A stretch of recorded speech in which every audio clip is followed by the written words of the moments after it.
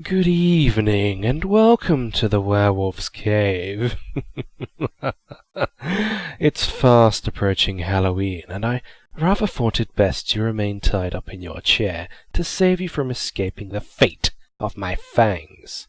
But before I take a bite of your delicious flesh, I have here a nice spoopy story. Gerad, do we have a visitor? I like visitors.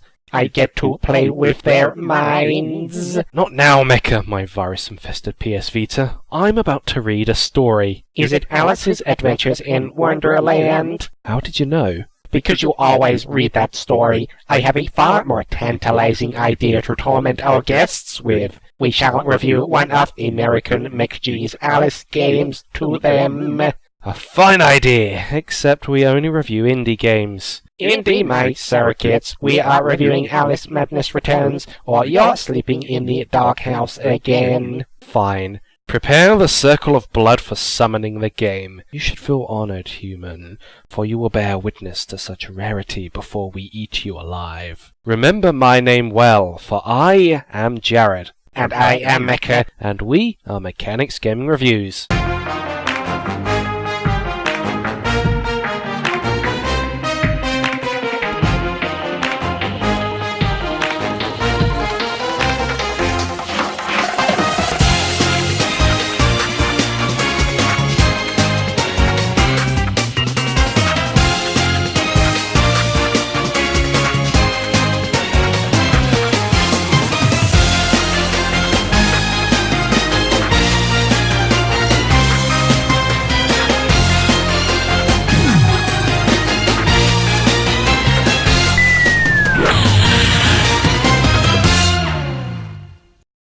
Alice Madness Returns is a 2011 psychological horror sequel to American McGee's Alice, released on PC, PS3, and the Xbox 360 by EA Games. Alice Little is the protagonist who suffers from the death of her parents being treated for her trauma. As expected, you play as Alice, who has grown up from a girl and into a teenager.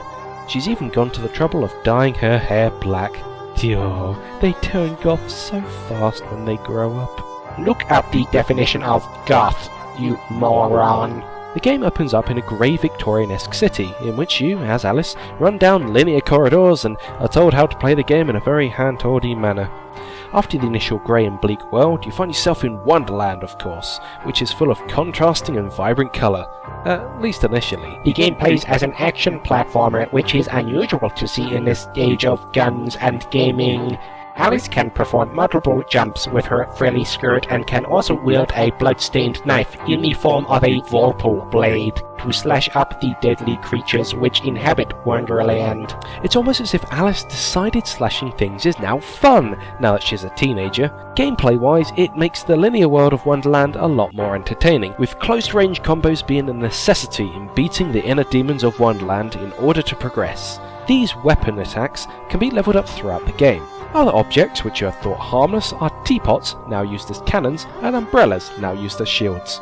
Of course! I wish I had a teapot cannon, then I could blow you away with my Earl Grey and battery fluid fusion. In addition, Alice can also shoot long-range style with a pepper grinder.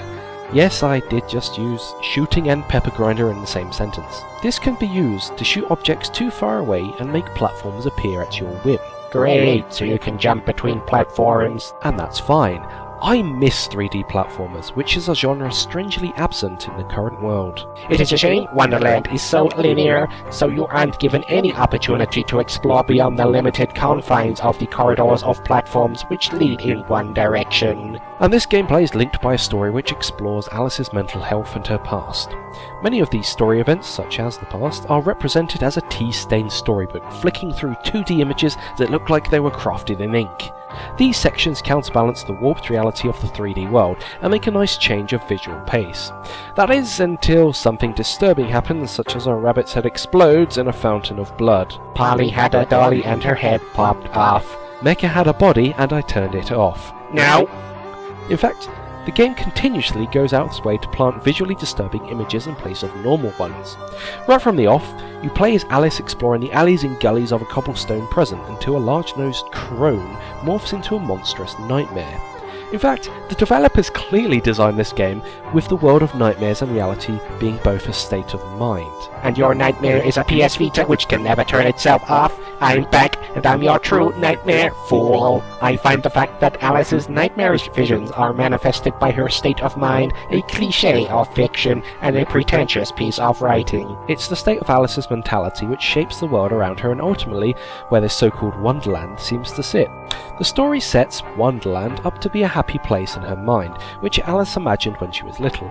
Now grown up and seemingly thrusted from psychiatrist to asylum, this imagined world is a living hell, one which she revisits to escape the even darker hell of reality. I have great problems with this. If developers Spicy Horse were determined to go down this path of cliché, then why build on an already existing world of Alice in Wonderland? Are there not already a plethora of stories and sequels which ruin the original in the same manner as The Wizard of Oz? It would have benefited the game to have a different protagonist and explore a different world in her psyche, making the world experience much more fresh. You mean like Psychonauts?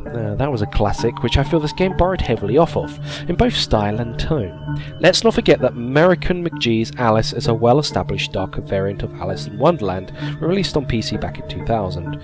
But this sequel borrows far more heavily in concepts and gameplay which have been treaded before in games like Psychonauts, which did them better too. That being said, it's not a bad concept by any means, but one which has felt more and more overdone in recent years. You even collect fragments of your memory, like Psychonauts. It's like an underwhelming version of Psychonauts, and that is final. Well, no, there are positives. Let's take a look at them. But I hate positives. They make me tingle with joy. I hate joy. Kill it. Kill joy with fire. Hush. The visual style is great. Like Psychonauts, it shows a highly morphed visual style which facial features are huge and buildings are lopsided. It's great to see a game not stick heavily to mud, men and making everything look realistic. It works well with Wonderland 2, where the colours are vibrant, even if later on the world becomes more like Tim Burton's wet dream as Alice's mental state becomes more fragmented. I dislike how Alice's mental health is glorified and represented as artistically rather than realistically. This gothic style does not add anything to an already existing franchise that has its own visual style to begin with. I think that graphically there's a nice ambience to the world, which makes it pop against other games. I also like the implementation of being able to change sizes from sections which require Alice to become a giant and stamp on the opposition to areas where she becomes small to gain a greater perception of what's around her, revealing hidden platforms and things. The game also suffers from other well-known platforming features such as checkpoints, collecting items such as teeth in this instance, or falling into nothingness and turning into butterflies. You know, the usual malarkey, just without the interesting sound. Interesting sound? You don't like the slashes and the exploding tea bags? Not even the horrific screeches of the demented demon people, or the sultry tones of the Cheshire Cat? I meant the flat voice acting, where Alice's voice actress feels like she's reading lines off of a script. Even the music is strangely lacking. It is there, but it barely makes itself noticed. It should be twisted and warped to match Alice's Wonderland, or perfunctory in the real world, but it is neither, just twinkling along for the most part. It's strangely forgettable. It's ambient, that's what it is. Sure, if that is what you wish to call it, Wolfen scum. Other gameplay features include Alice's Hysteria, which is a frantic mode she can enter when her painted rose health bar reaches critical conditions, making her temporarily strong and nimble. These features are not enough to balance out the more usual features of jumping several times and getting advice from a Cheshire Cat. So is it worth playing? Well, in all honesty, no. It's surprisingly similar to other action platformers, and whilst it has style, it doesn't have enough originality to keep it interesting until the game's end. It actually gets a bit repetitive, and I found myself just wanting to see the next part of the story instead of playing through it. For fans of Alice in Wonderland, and the genre, as it really is its own section these days, you'll definitely find it a worthwhile play, however. Closing.exe of Alice Madness returns.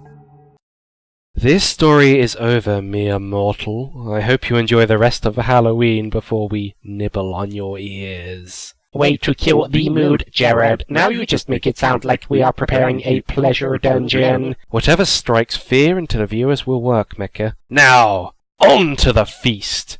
Wait, I'm hungry. No more waiting. What if we let this human scum go? Perish the foolish thought. I'm hungry now. This human can spread the word of what he or she has seen today. Humans will fear us all over. Hang on, I don't want them to fear us. No, Mecha, don't! Be free. Run for your life. Damn it!